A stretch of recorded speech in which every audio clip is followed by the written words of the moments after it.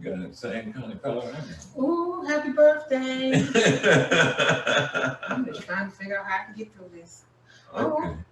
I'm with you. But anyway, good morning. You know, this is how it really is. I appreciate being able to live the word and be a living word and just allow all that this really means for our lives. Today what we'll be talking about is possibility and peace. And that one of the things that we thought about, we talked about, is that the importance of including possibility into your desire for peace. It's just very important to do that. And you have to include possibility, especially with the seasons that we're in. You've got to make sure that you don't allow yourself to become distracted by the many voices that are out there competing for our attention. All right. You know, and we talked about this earlier, and maybe you understand it, and hopefully you'll get this as we go through this. But worry has a voice. Worry sounds like something. And, you know, there comes a time, and I like the way Ephesians 6 says, when I've done everything I could do to stand. After you, so there comes a time, I don't know if you are there in your in your life right now, where you've done everything that you could do to stand, even in peace. You've done everything you could to do, and it still feels like your world is troubled. This is why possibility is important.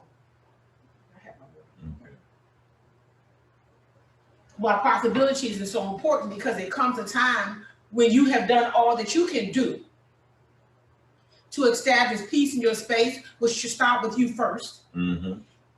Peace into your house, but maybe somebody else who's living in your home, or someone else really close to you, they're not at peace with themselves yet. Right.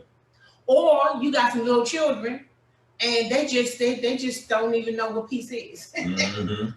You know, they as far as they're concerned, the sky is the limit, and that's it. And they own the space, and the space is for them, and they should have and do in a good way all the expression that they want to. And so, when we talk about faith, possibility, we're really talking about faith. Right. We're really saying that there comes a time when there is nothing you can do.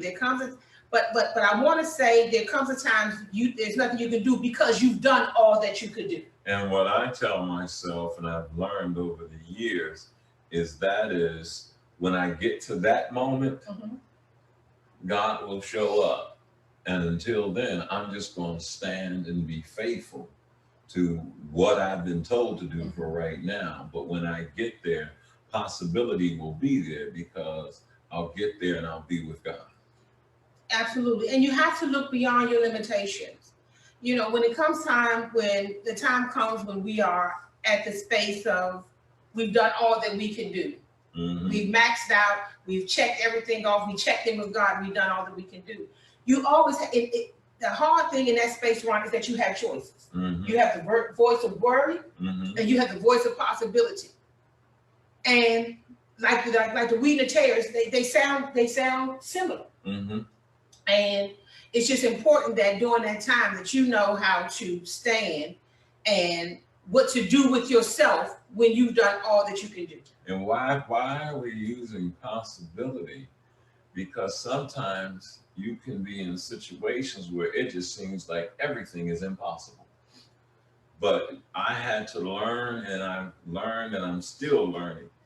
Possibility is about faith in God and believing that the impossible can become possible. And it's about changing your mindset by saying, I'm going to be in a space that's going to allow me to think about progression, not think about being stuck. You know, when you think about the statement you just made, Ron, about when you're in a space where everything seems impossible at times.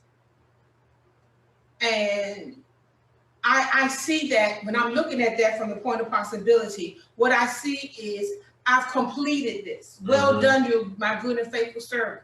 It's now time for me to entrust you with more. And so oftentimes that's a time for elevation, but because the pressure of not knowing your source, but not having the resources right there at that moment for you to do what you want to do. There's some people who have dreams, who have strong desires, and they are desires that are kingdom focused, but you don't have all of the resources that you need to take care of that plan that you have, that plan that keeps God in mind. Right. And this is why knowing how to wait in that space and knowing how to see, how to discern and have a spiritual perspective when you're looking at things. Because otherwise, sometimes when things stop moving, people, we can tend to look at life from our own our perception versus it can easily and possibly be the elevation time and the goal. And I tell this to my daughter. We had some talks this weekend, and that one of the things that I told, I shared with her, and I hope that you all can embrace this too. And that is, there comes a time where what's going on in your life is you can't control any of it. The only thing that you are looking to do is to not allow it to change you. Right. To change you. This is why good has to overcome evil. You're not going to get rid of evil. You're not going to do something so good that you'll never meet some foolish person. But your goal, or the goal of the adversary, is to make you over. It's to cause you to be somebody that you don't like anymore. Right. Because of somebody else's behavior. And so possibility and peace, and the possibility, including that is very, very important. So let's start with slide 1. You ready? Okay. Slide 1. Let's read it together. The wisdom of the sensible, prudent, is to understand his way, but the foolishness of short-sighted fools is deceit. That's very deep. When you, let me think about what I think the short-sighted fool can be. See, the short-sighted fool sometimes is the person who wants shortcuts. They don't understand that faith. This is a long game. This is why.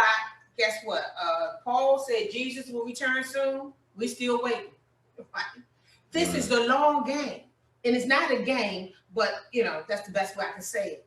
And sometimes it's these shortcuts, and we deceive ourselves, and then we take these shortcuts. And the shortcuts equal sometimes not wanting to put in the efforts, not wanting to put in the work to become better, to improve yourself.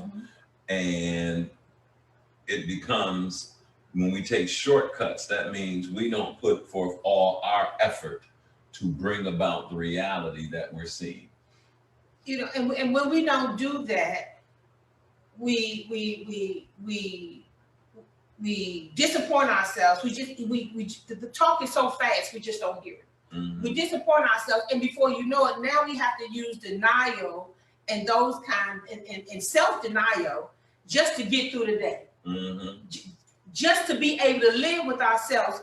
If we're not careful, we have to lie to ourselves. And this is why wisdom, which is experiencing life, is to understand his way. The wisdom of the sensible is to understand his way. It's important for me to understand my way. If I don't understand my way, then I don't know what to say yes to. I'm not sure what to say no to. And I'm constantly being regulated by that which is outside of me. God told me, wisdom mentioned to me through God 4 or 5 weeks ago, I don't get old. God said, I don't get old. And I was like, what do you mean you don't get old? I know that. He says, no. He says, you have become attached to the revelation of the boyfriend-girlfriend thing. And you want to see lightning strike in the bottle again. But if you trust me, by the time you mature to this next level, you'll be able to see my scriptures, my revelations, and everything from a whole new perspective. But you have to trust and believe that I am constantly going to reveal and renew the revelations that I give to you. Absolutely. And we talked about this earlier too, you all. When you're short-sighted, let me call it nearsighted. Let me say that. When something is too close to you, you really can't identify certain details. Right. Because it's too close. So when we say the long game or seeing from afar, that's possibility. You have to not be anxious about tomorrow, but you also have to have hope for tomorrow. You gotta believe. Mm-hmm. And I think what happens is, and you know, my heart goes out to those people I've seen that just don't know what to do with tomorrow. You only know how to look at tomorrow with anxiety. Mm-hmm. But you or we'll hear this, everything is about now. It is. But hope is not now. Hope is about tomorrow. And you need hope when you have maxed out, when you have done all the good that you know to do, when you have played every angle that you can play in the spirit, in the spirit of God realm, then guess what? You're present, but you have maxed that moment out. Mm-hmm. And that's when you have to have the opportunity and the hope and the love for tomorrow. I put here, I said, when it comes to the voice of worry, every detail about God's will and promise matters. Right. When it comes to that voice of worry that we were talking about, every detail about God's promises matter. Knowing that the sparrows are fed and that the lilies still bloom. When it comes to the voice of worry, because worry pretty much tells you that God isn't present. Mm-hmm. When it comes to that right there, what happens is you have to know who God is, and you have to see God from who God is. I mean, we'll talk about this later, but you have to know if God is for me, who can be successful against me? Mm-hmm. But not successful against my stuff, not successful against my attitude, not somebody who's able to take me out of my mood. We're not talking about that kind of success. We're talking about the big picture success here. If God is for me, who and what could truly be against me? Right, and you cannot take your eyes off of your Creator, because sometimes your Creator is for you.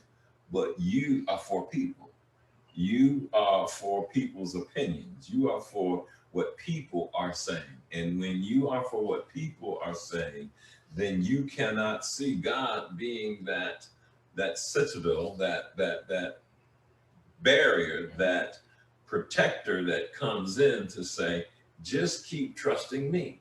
And this is why when Luke 14:25, 26-ish, begin to talk about hate your mother and your father, it's not telling you to hate them in a way that's destructive, but to love them less than God. And it says, if you want to continue with me, if you want to be able to carry your cross and go through all the things you have to go through in order to get to where I'm trying to get you to, you're going to have to love all of these people and things less than me.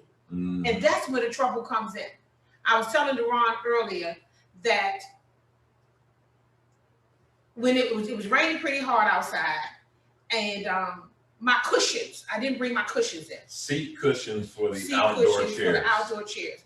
And the thought that I had about it is, if I was attached to those things, when those things become important to you, that becomes a matter of anxiety. Oh, I gotta go out there and get my cushions. But I had other things to do this morning, as you can see. Oh, I forgot to go get my cushions. And before you know it, I am now on some worried energy.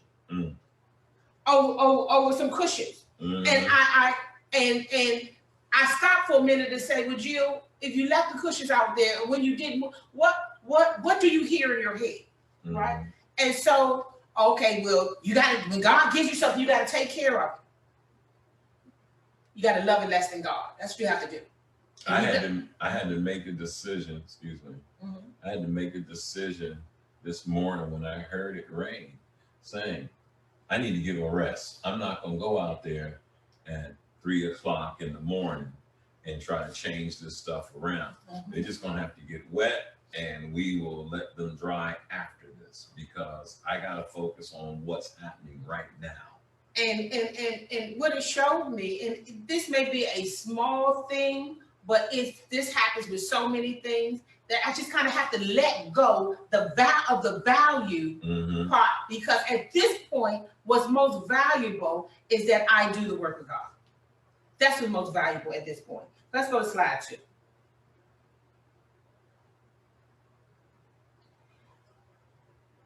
Read it with me. Two things I have asked of you. Do not deny them to me before I die. Keep deception and lie far from me. Give me neither poverty nor riches. Feed me with the food that is in my portion, my daily bread, so that I will not be full and deny you and say, who is the Lord? Or that I will not be poor and steal and so profane the name of my God. Take that.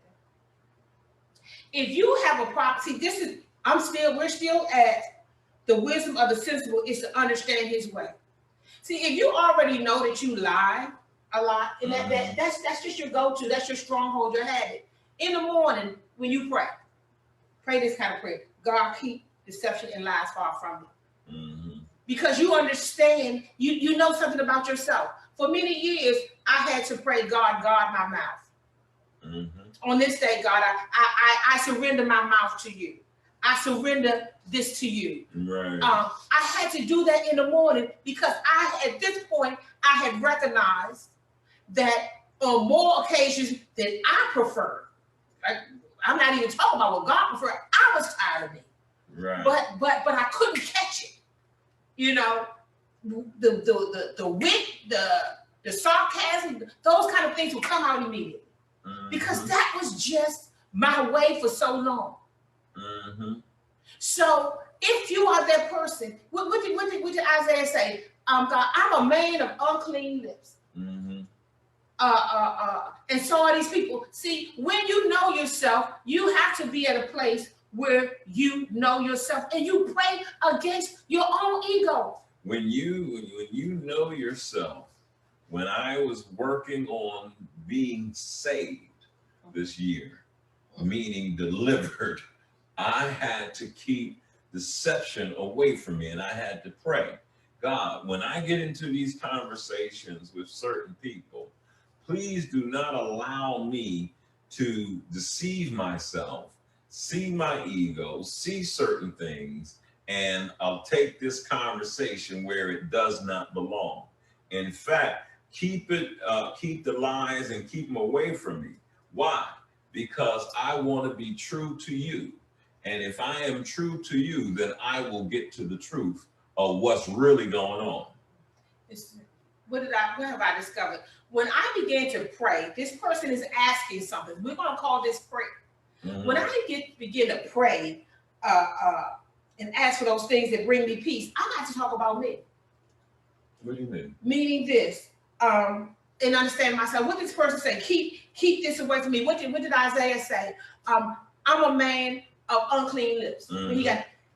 These people have unclean lips, but here's my confession. Here's what I understand about myself. Here's what your light has revealed and exposed about me. Here it is. I got it. Thank you. I had to accept when it comes to certain conversations, I'm an angry man. I can be an argumentative man. God, keep that away from me.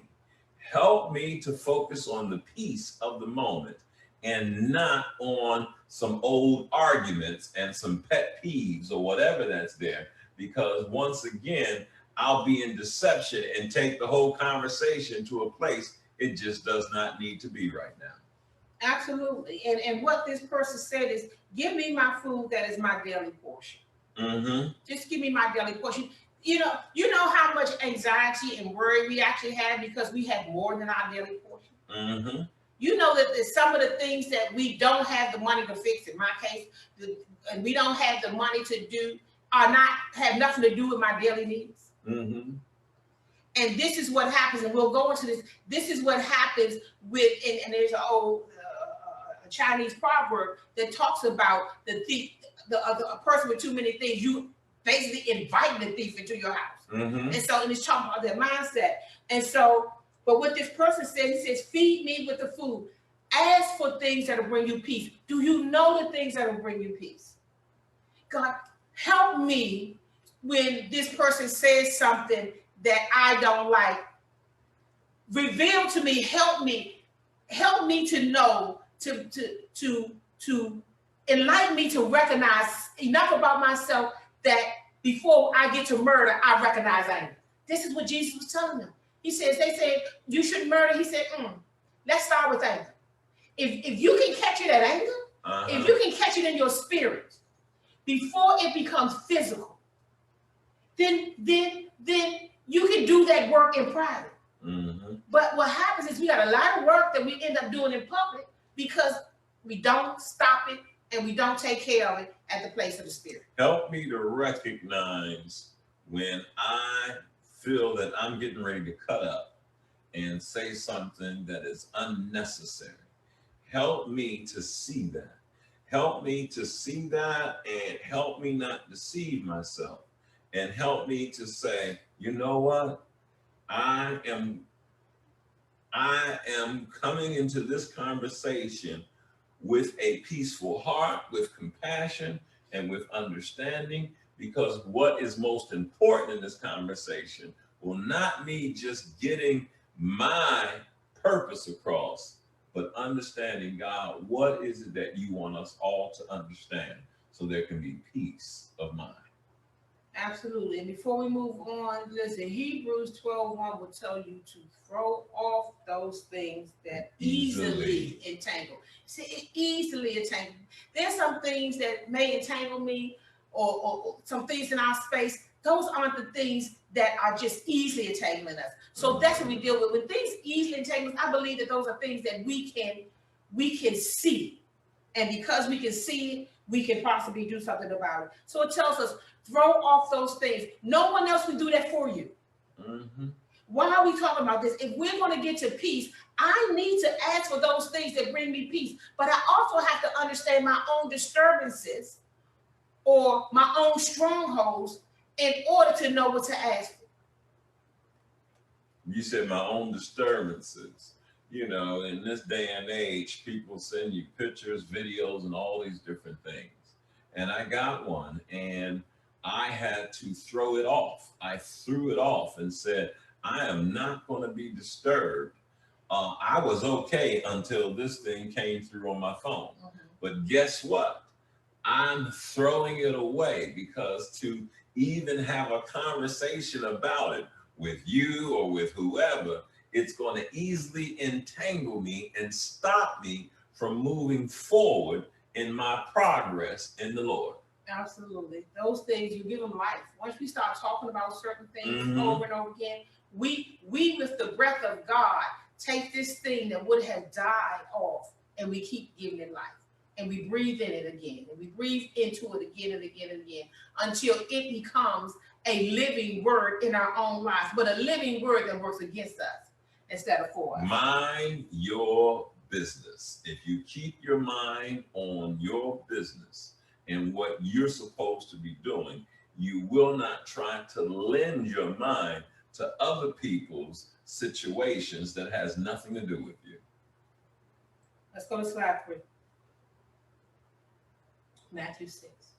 Now, this is a part of what we call the Lord's Prayer, but this was a prayer. This is connected to a Jewish prayer and Jewish thought and Hebrew thought. So it didn't start with Yeshua. He used that for people who would understand what he was saying. So he said this to them. Give us this day our daily bread. Then he told them, and forgive us our debts, which is our sins, as we have forgiven our debtors, letting go of both the wrong and the resentment. You gotta let go both. You gotta let the event go, and you gotta let go of the energy, which is the resentment. How do you let go both the wrong and the resentment? Well, because you gotta let the moment go away. You gotta get past that moment, the event. You know, some people just keep telling the story over and over and over again, right? They keep talking about the wrong. They got a record of wrong. They keep talking about the wrong. But then you have some of us who we don't talk about the wrong a lot, but when we do, you can see that we're still resentful about it. You can see that the energy is still present with us. when you talk about the wrong, you keep it alive. Mm-hmm. And when you talk about, there are sometimes, Jill, while you were talking, there are things that have happened that disturb me. Mm-hmm. I've learned I'm not going to go repeat that. Mm-hmm. I ain't going to repeat it to you. I'm not going to repeat it to whoever, because then that means I won't let this situation be put to rest, put to death, so that I can go on with my clear thoughts and not be in deception. And I also say, and I'm not going to mention it because I'm not going to gossip about this situation, because to gossip about this once again contaminates my soul. And so what do we want you to see? That you have to let go of both the wrong and you have to let go of the resentment. Mm-hmm. Let's slide back up. You said put that slide back Slide up? 3. Slide 3. Okay. Third bullet. So I'm going to read the bullets again. Here's what he told them to do. Give us this day our daily bread. That's going to keep you, these things will keep you from anxiety, will help your soul rest. How do my soul need rest? Well, guess what? If you're anxious, you pray to God. What can I pray to God? Give me this day my daily bread. Because it is greed and money and too much or not enough. And this person, just like we read in this slide before, it's about having just enough. So he said, give us this day our daily bread. And then he said, forgive our debts, our sins. And what do we want God to do? We want God to remember none of it. Mm-hmm. We don't want God to say, well, that was in 1990, but I'm still mad about it in 2020. I'm still bothered. I still have resentment for something that happened a long time ago. See, letting it go means you got to let the energy out too. You got to let that go too, because a lot of what happens to many of us, how we get stuck, is because we're trapped. It's the energy that's trapped the moment the event is over. Mm-hmm. Now what we're carrying is the hurt, the resentment, the energy, the feelings about it. So letting go, this is the season of letting go. There's so many different off-ramps that have been presented to us, so many different distractions, so many different disturbances. Some people are saying some wrong things. Whatever the case is, you have to be focused on letting it go, laying it down. Stop thinking about this. Stop ruminating over this. Stop analyzing it and flipping it around and looking at, and I wish they had said this and all that. Let that go so that you can receive what you need to receive. If you can just see this, not letting go, as a bunch of bricks in a backpack, mm-hmm, that you're carrying around, it's a grudge. There's a bunch of bricks, but that's a grudge, and you're carrying this grudge around. Guess what? What do you and I know? When you carry something too much, you don't move as fast. Sometimes you miss appointments. Sometimes you miss. Why? Because you have too much weight on you. Something else is wearing on you, and it is distracting you. Something is distracting you, and that's what these ways to do. The last one, slide 3, last bullet. Thank you. It says this: and do not lead us into temptation, but deliver us from evil. I want you to hear it the way it's really written. Let us not sin when we are tested. Mm-hmm. That's a prayer. This is when these bullets come from. Lord, teach us to pray. All right. I'm going to teach you what to focus on. This is about where to put your attention, mm-hmm, your intention and your attention. Mm-hmm. Listen, put your attention on your daily bread. God is my daily bread, my daily needs being met. Thank you, Father. Help me not to worry about all of these other things that I accumulated, because that's how blessed we are. That I accumulated, because here's what your promise is to me: that you will provide for me my daily bread. Because I'm sorry. Go ahead. Because I was an overeater, and I, over the years, gained a lot of weight. I now have to, when I had to learn, when I'm eating the meal that I'm eating, to be present and thankful for that meal right there. Mm-hmm. When you are an overeater, while you're eating one meal, you're thinking about the meal that's going to be next or what you're going to do next. You're not even allowing the nutrition, the sustenance, even the food to fill you up because you're dissatisfied. But when I began to say, Father, let me thank you right now for this meal. Even if this meal don't taste the way I thought it was going to taste, I'm still grateful to be able to eat and to do what needs to be done. But help me to be present in the moment and thank you for this daily bread, because there are some who don't get any of this. Absolutely. You know, I remember when we would be at restaurants during that time of your life, and you were looking at, you were talking, it is true, we would be at the restaurant and then you would talk about what you're going to eat for dinner, and we were at lunch. And sometimes you would order more than one plate of food. 3 entrees. Because at this point, the food is no longer has its function in your life.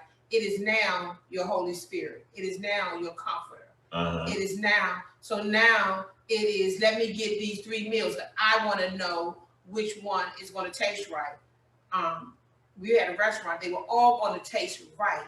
But when you are craving something that is not up to food just can't fix that problem. Then you create these kind of spaces. But I remember saying, I remember the wasted food on the table, meaning the food that would have been good if you ate it for nutritional purposes, but the food that didn't taste good because now it's not about nourishment or sustenance, it's about what tastes good, and it's trying to be another kind of desire. So I remember those days, and it is a real thing. And if I didn't learn anything else, I learned that it's a real thing. Now back then I was still a little too smug, and I just would shake my head saying, what? I would say all kinds of my head, oh my gosh, what is this? Right. But after a while, and this is the glory of God and how good God is. If you stay in love and you stay connected with someone long enough, God can teach you something in those situations. I would order my food. I don't know if you remember, and when the food was on its way, I would go into the bathroom, look at myself in the mirror, and tell myself, I am going to thank God for this daily bread. I'm going to eat this one meal. I'm going to be satisfied. And I am going to focus on the moment now, because I was trying to keep from being an overeater. And in doing so, and then remember, I would come back, and once I got my food and I ate enough of it, I'd pour water over it. Why? Because I was putting forth every effort, as I said earlier, to be able to break this thing that was keeping me from possibility and peace. And so in doing so, I found peace of mind. So when I go to a restaurant, it's no longer anxiety. Now that may be messed up for some people, they don't even get it. But for some of you, you understand there can be anxiety over a meal. Oh, listen, whatever that thing is that you're using to fill a hole that can only be filled by knowing yourself, walking in truth, and trusting God to get you through. But what can I say? Absolutely, and I'm telling you, this is why sometimes you're a part of somebody else's deliverance, and you got to let things go, just like those pillow cushions outside that I had to say, let my story go about what's going to happen to the cushions. Then this, whatever my mind wanted to go, because I had to sit at that table because I had a desire too. My desire wasn't for food. Mine was to be out in the atmosphere and enjoy it, and we would do. And what I would have to do, and I would have to do, is when he poured that water on his food, I had to not lose my appetite. Really? I was still eating. I had to not focus. But I'm telling you the power that you have in God. Because But the reason why at some point I could absolutely eat my food, because I understood that a God thing was happening at this table with someone who was being delivered, and they were walking in what deliverance looked like. This is what Paul said, Timothy, flee your youthful lust. What did Joseph have to do when Potiphar's wife came after him? He had to go ahead and let her take the robe off, and he might have been running around in his birthday suit, but he had to do it. Right. It wasn't pretty. It wasn't. It just wasn't pretty. When David danced, he was so excited about recovering the Ark of the Covenant and winning that particular battle and getting back that important piece in their spirituality, or in their relationship with God. I'm gonna say it that way. He danced so hard, he danced out his clothes, and his wife was like, "What? You the king? What you doing?"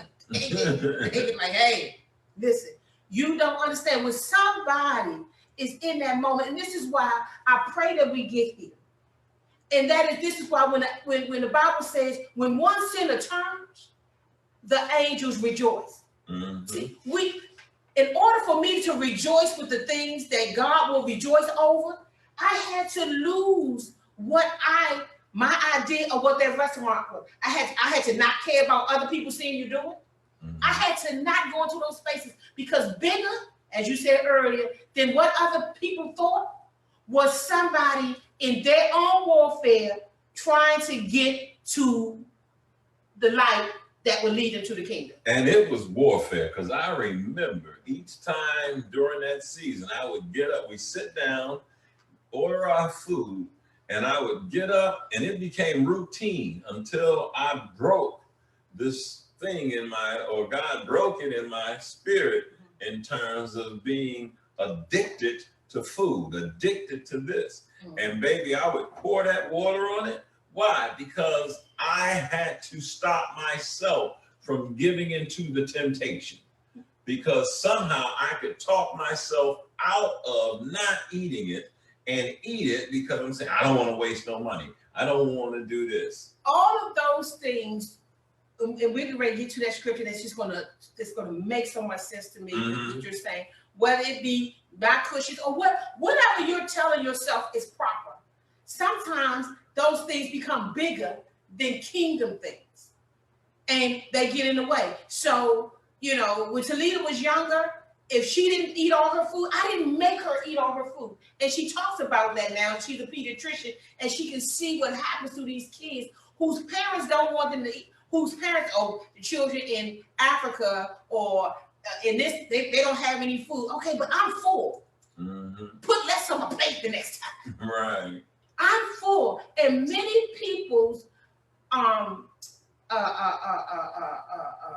measure of what was good for them or what was too much for them was moved out of the way because somebody else had these principles that was talking about that. Let's go to slide 4.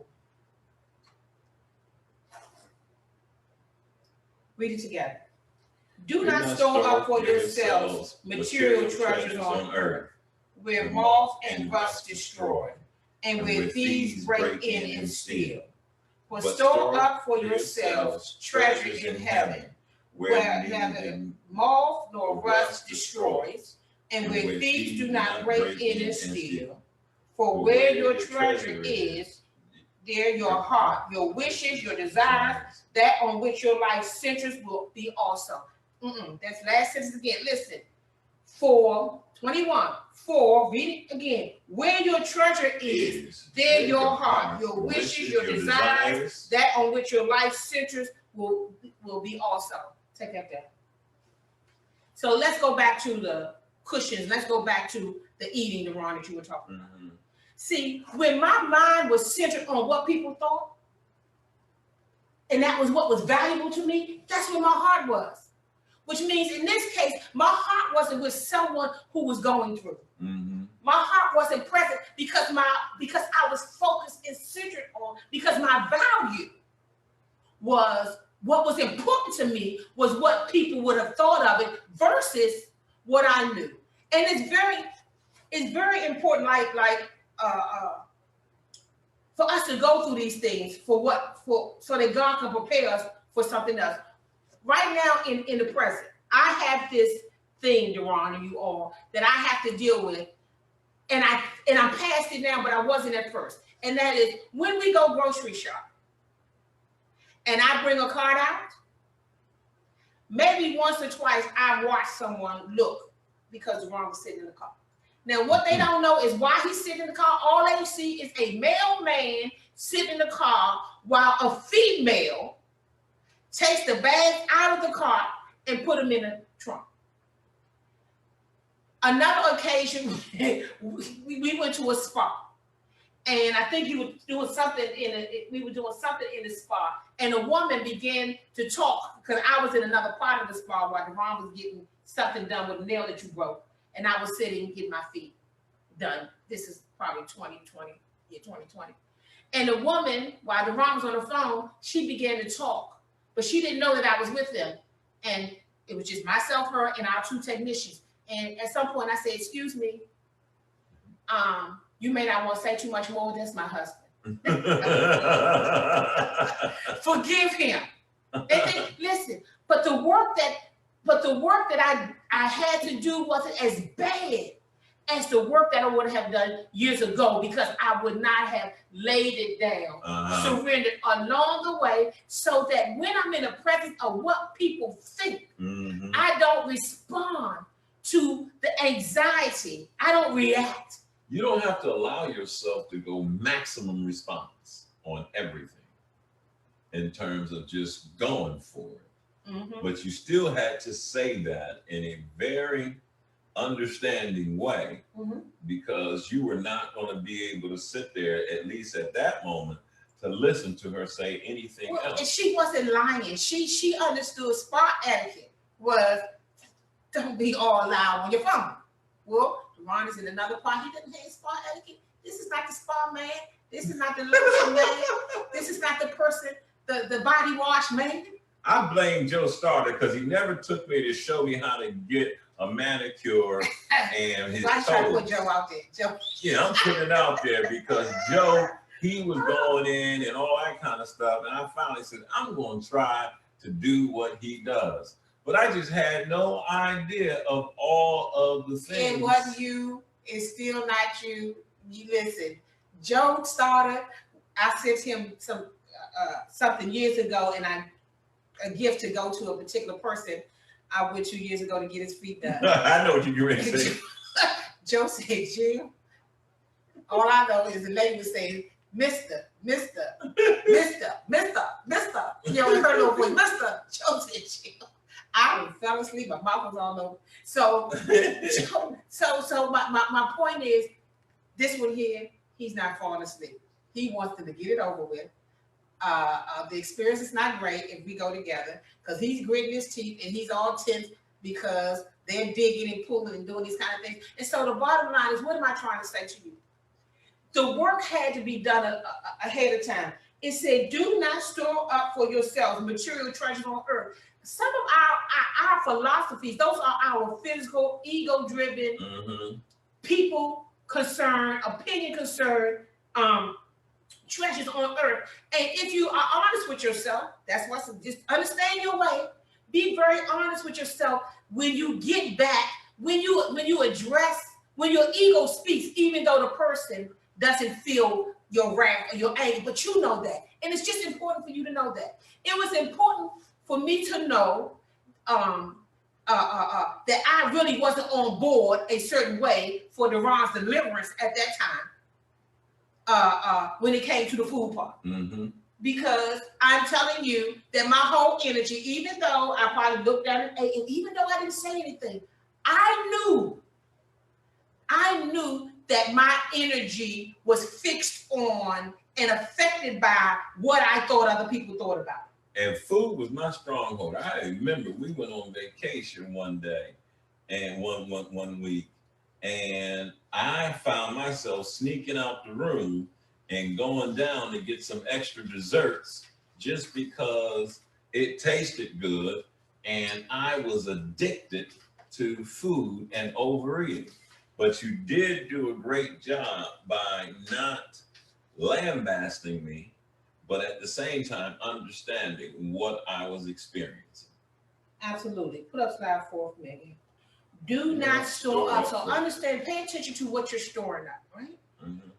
The treasures on earth where moth and rust destroy, where other people can touch and affect, where thieves can come and break in. But store up for yourself treasures in heaven. Is that what you are doing? Jill, what are treasures in heaven? See, my whole attitude, the thing about the food, that was so long ago, right? But I once you mentioned it, Deron, I can tell you my attitude was not heaven bound. It wasn't. It was earthbound. It was about what people thought, and it was about my image and my reputation and whatever I thought about myself, which is pure my self-importance, which is ego. Ego is about your self-importance. And I know more than a few people who put way too much emphasis. This is all, we're not talking about putting no emphasis. We're talking about loving this thing less than you love God. Doesn't mean it doesn't mean anything to you. Like hating your parents or hating yourself or your children. No, it means that you love those things less than God, because when you don't love those things less than you love the truth, even the truth about you, even the truth about them, when you don't love the truth more than them, then self-deception is some kind of deception. Because we do things out of the goodness of our heart, I'm going to call it, the ignorance of our heart, and then we try to cover for people, and we don't want them to experience things, and before you know it, we are not laying up treasures in heaven, but on earth. And it says, for wherever my treasure is, my heart's going to be. What do you value? When we're done with this, look at this week and ask yourself, what did I value? What did my week say about my value? Where did I store up my treasures? Was my treasure in forgiveness? My treasure in compassion? Did I store up treasure in godliness, brotherly love, understanding God, dealing with truth? Was that what I was storing, piling up last week? Or did I just pile up sadness, attitude, doubt, and all of those other things that have to do with anxiety and worry? I worked with this sister who was working with me to help me get some things accomplished. And that's when I learned a truth that I never read in a book or anything. We were talking, I'm coming up the street, I'm on the phone, and she valued being right. And I said, what's wrong with being wrong? Why are you not admitting that you got it wrong, or you misjudged that, or you may have got tempted and stepped into a season or a period of deception? And I asked her, and I began to ask a lot of people, what's wrong with being wrong? Because if you value being right and you don't value this is just the reality of what is happening, then you will kick in some attitude, some energy, and some other things, because when you think that you have been perceived as wrong, you've now got to prove that you're right. But sometimes you got to be able to be silent and just let that be that. Absolutely. You know, when I learned it by my own self-practice and self-surrender first, that when Deuteronomy, and I think I wrote it on one of my, I made a note of it. When Deuteronomy 30:15 says, I set before you good and evil, it doesn't say right and wrong. It says good and evil. Because right or wrong, that's personal. Right. Good and evil is intent. It's spirit. Right. It's energy. It's a function. And so my point is, and I think I said this earlier, and I'll read it again. When it comes to the voice of worry, every detail about God's will matters. See, even the detail of Deuteronomy saying good and evil over right and wrong, because sometimes we're fighting for right and wrong, that doesn't even matter. Even the tree in the garden wasn't a tree of right and wrong. It was a tree, the knowledge of good and evil. Because at the end of the day, what we're fighting the most is whether we're coming from the good place, which I'm going to call being shepherded by the Holy Spirit, or whether we're coming from the evil place, which I'm going to call being shepherded by our ego. Our ego. I already say, you got to say being shepherded by your ego. Mm-hmm. Right. And so you get to the place where, what is that? See, nobody else can do that. Nobody else can know what pushed you to respond, not just the way you did, but to respond at all. And that is the discernment that we're looking for. Let's go to slide 5.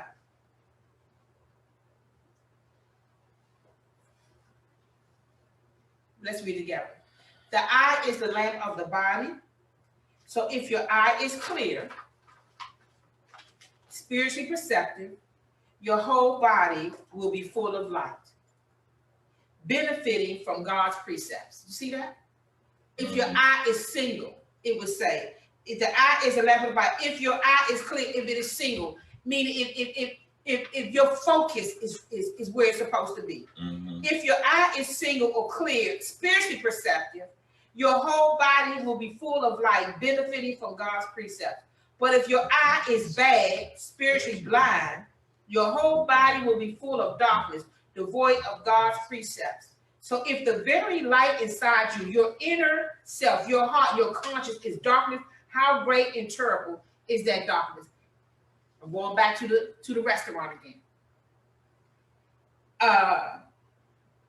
Until I decided that I would discern spiritually, not discern, not take the temperature of what people see around me, but to discern spiritually, then those precepts of God wasn't benefiting me. I've said this over and over again. What really took me into a space, that's why I say God is so good if you trust him. But what took me into a space of higher belief was going into restaurants in a season of my life, and a person was there with their handicapable, however we say it, challenged, mentally challenged, whatever it was, some person who the world would call abnormal, not normal. Mm-hmm. And I watched how these people were. But what I got is whatever these people was doing, love was still prevailing. That means this, they wasn't thinking about the rest of us in that restaurant when they had to feed a child and look grown. Mm-hmm. They didn't hide it. They came in public and they decided to enjoy their life. I'm the one that had to make the adjustment. And for years, I wouldn't make the adjustment. I would probably go to another restaurant until I got to the point where my eye became clear. I let the situation teach me. I remember that moment. And they were doing, and I remember when you get up sharing with me what you were understanding. Mm-hmm. These parents, they were in the moment. They were in the moment. With their child. And they went all the way through. And I said, God, please give me the peace of mind that these things can happen and I can still stay focused and not be concerned about other eyes looking over here or opinions and all that kind of stuff. Let me be able to be present in this moment. And I remember you saying, listen, these people did not get bent out of shape or anything. They went for it. And what remained consistent was love. And that, the message to me was, my prayer to God was, God, I'm lacking in love. Mm-hmm. And that's what that situation exposed in me. But when I don't have the things of God in mind, remember this said this, the eye is the lamp of the body. So if your eye is clear, spiritually perceptive, single, focused, your whole body will be full of light. I wasn't full of light. Mm-hmm. See, we're not just trying to be light. We're looking to be full of light. And that's why this is a journey, and you continue to lay it down. You continue to surrender if that's what you need to do. Why? Because it's not, we want more than a spark. The goal is to become full of light. The goal is that the light overcomes the darkness, and now we are full of light instead of full of darkness. Mm-hmm. And what this was saying is, so if your eye is clear, it's spiritually perceptive, your whole body will be full of light. Let's go to slide 6 because I want to, it rolls right into it. So we just finished reading 6:22 to 23. Now here's what 24 says. No one can serve two masters. For either he will hate the one and love the other, or he will be devoted to the one and despise the other. You cannot serve God and mammon. Money, possessions, fame, status, or whatever is valued more than the Lord. If you keep that up, if you look at what's in the brackets, these are all of these things, if you pay attention, is where your stress and your anxiety is coming from. Mm-hmm. Because there's a love for all of these things that's bigger than who God is and God's promises in our lives. So when I'm believing that I can play that role, that I can serve two masters, that I can not surrender my ego, and I can, what we would say, oh, I'm gonna put my religion on the shelf. No, you can only serve one master. You can't serve two. No slave is totally can be equally dedicated to two things. None of us could be. And we're talking about slaves because it's saying about masters. And so again, no one can serve two masters. This is where we're coming to right now. Until I come to the place where I am willing to cause my ego and put it to rest, I can't be more attached to the story I told myself. This is than God's story. In order for me to be attached to God's story in this situation right here, I had a story. We had plans. We had plans that didn't include the adjustments that we're making in our life right now. And if I do not let go of my story, the way I saw it, the way we discussed it, all of the visions that I had, if I don't let that go and make room for God's story, that I am going to find myself being anxious about things, being worried about it not happening. Why? Because my story has become bigger than God's story, and I'm trying to serve two masters now. And we have all, in one way, many of us, I don't know about many of us, but many of us have experienced when this pandemic and when the shutdowns and all that stuff happened. I had plans. I had written 2 productions, and I was ready to go out and do them. I had already gotten the crew together, gotten the props together, and did all of that. And when we purchased this camera equipment and the lights, it was for these productions and things that I was going to do. But I had to stop. I had to put it on hold and just stop it and not become dominated by the feelings of, man, I was ready to roll, but now I can't. And what it did was it helped me to not become restless, and it helped me to say, you know what? I'm going to focus on what is possible.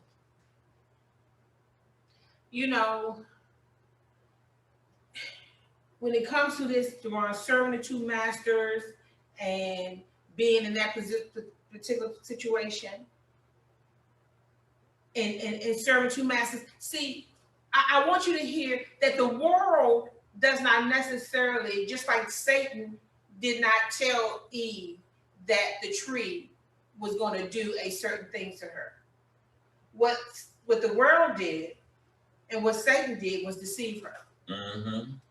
And Eve looked at a tree that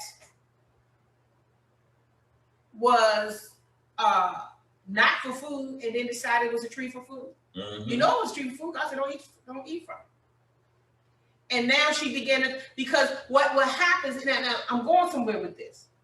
See, what I think is happening is, this is very unfortunate, and you got to get a delicate balance. But we got a world that's telling us to chase our dreams. Mm-hmm.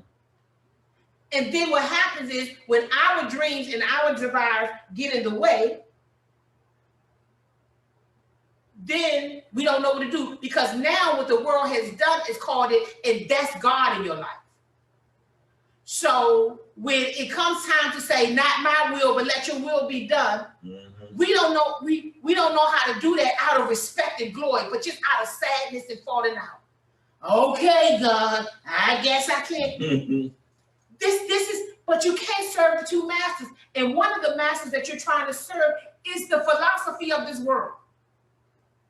Do you get yours? This is about your dreams. This is about everything you saw. Listen, I ain't talking about I've said this before. I never had a dream house. I never said this is my dream house. I never did that. Who says that? Who says that in a God space that says, ask for your daily bread? Pray. Don't pray for your dream house. Did you say that? Oh no. But you got enough people who can work this word a certain way where all of a sudden it is no longer what Yeshua said how to pray. Give us this day our daily bread. Now it's give us our day, all of our dreams and fantasies. All of give me everything I ever saw in this earth. And this is why the light in us is not full. This is what it said. So if the very light inside of you, your inner self, your heart, and your conscience is darkness, how great and terrible is that darkness? There's a great and terrible darkness because the world's view has a label has been put on the world's view that says this belongs to God without the surrender, without the humility, without the surrender, laying it down, discovering what is entangling you. Without all of that. I just wanted to throw this in. I had one of the ministers say to me yesterday, he says, I said, how's it going? He says, I'm thriving. And when he said I'm thriving, I was like, what does he mean by that? I'd like to just say this. He said, and I went back just now to look at it. It either survive or supervivor. And this is the season where you have to live beyond, which equals possibility mindset. Live longer than and beyond. So the supervivor lies beyond the barriers that somehow stops others. You have to make a decision in this. I am not going to give in to the voices of the distractions. I am going to super thrive, which means you're going to make faith decisions at every junction of your life, good or evil, not bad and wrong, but good or evil. And if you do so, you're able to rise above, supervise. And when you supervise, you decide, I'm not going to allow this situation to stop me from living. I'm actually going to live the best life that I can live right now. Absolutely. And listen, on that note, if I am going, remember, the place where our faith is tested, where we grow, where we elevate, is during our trial. When we're at that place of certainty, we said earlier, where we're at that place where you've done everything you could to do. And the word of God says to you, lay up treasures in heaven. Where are you laying up your treasures? So that when the time comes and you are in that space, when the time comes, you're in that space, you have laid up some treasures in heaven, and now you can make some withdrawals. Come on now. See, what happens is by the time you get in this tight space where life seems to be dealing you a hand that you have not played yet, then depending on what you have laid up, what you have deposited, what are you going to withdraw? What are you going to withdraw if your highest goal had to do with the things on earth and that was your focus? Let's go to slide 7. This is what it says. Listen. Now, we just finished. I'm sorry, go ahead. We just finished talking about the importance of where your treasure is. That is where your heart is going to be. Wherever your value, What are you talking about? What when you tell somebody what you care about and what's most important to you, what are you saying? Because that is using your words. Those are the deposits you making, whether towards heaven or towards the earth. Now let's read this. If any one of you lacks wisdom to guide him through a decision or circumstance, he is to ask of our benevolent God. Take that down for 1 minute. I want you to hear that. If any of you lacks wisdom, the wisdom to guide you through a decision or circumstance, that's where you are right now. You're in the circumstances, you need God. A circumstance, you need guidance. Excuse me. You at the place of having to make a decision right now. You need guidance. He said, what should you do? You should ask benevolent God. But what if your perspective of God is not benevolent? What if you don't know God that way? And this is why I said earlier that when it comes to the voice of worry, every detail about God's will matters. Every detail matters. Thank you. Thank you. Every detail matters, right? Mm-hmm. Okay, put up slide 7. I'm going to read through this. If any of you lacks wisdom to guide him through a decision or circumstance, if that's where you are right now, do this in your home so God can see you understand where you are. He is to ask of our benevolent God, who gives to everyone generously. Do you believe that? And without rebuke or blame. Do you believe that? And it will be given to him. Do you believe that? But but he must ask for wisdom and faith without doubting God's willingness to help. See, sometimes we think that you don't see God as a God that is more than willing to get you back to him. You just got to trust. Verse 6, yeah. But he must ask for wisdom and faith without doubting God's willingness to help. For the one who doubts, it's like a billowing scourge of the sea that is blown about and tossed by the wind. For such a person ought not to think or expect that he will receive anything at all from the Lord. Being a double-minded man, unstable and restless in all his ways, in everything he thinks, feels, or decides. God said, you take that back. He said, this second half of that is identifying the person who thinks we can live a double-minded life. We think we can serve two masters. God says, listen, I can't be mocked. I know that even when you're asking me these things, that you don't have the things of God in mind. I told a brother one time, I said, my friend, you live both ways in front of your daughters.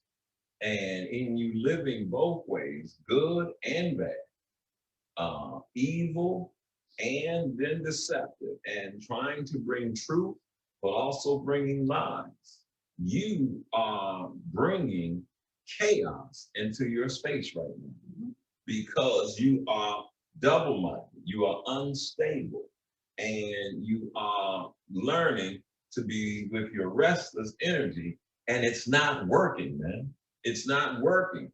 You're gonna have to sell out, and you're gonna have to be one way so that you can help them get to the place they need to be.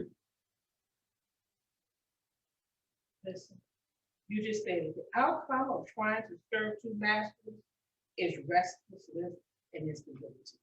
Where are we right now as we plan to turn this over? One is this. You got to decide where your heart is, where your treasure is. See, this is to say where your heart is, that's where your treasure is going to be. It says where your treasure is. Whatever is important to you, that's where your heart's going to be. So that by the time you get to the place where you asking God for wisdom, or the place where in James 4, I think it says, what's causing the fight and quarrels among you because you don't ask God. But when you do ask, you're asking him because at this point you want him to give you an abundant life on earth. The abundant life you're looking for, It's an earthly life. I'm not saying you can't have an abundant life on earth. You can have an abundant spiritual life right here on earth. Mm-hmm. A life that's abundant with peace, a life that's abundant with love, a life that's abundant with forgiveness and joy. A life, that's the abundant life, not things. Not things. And this is why he said those things, guess what? They are your source of anxiety.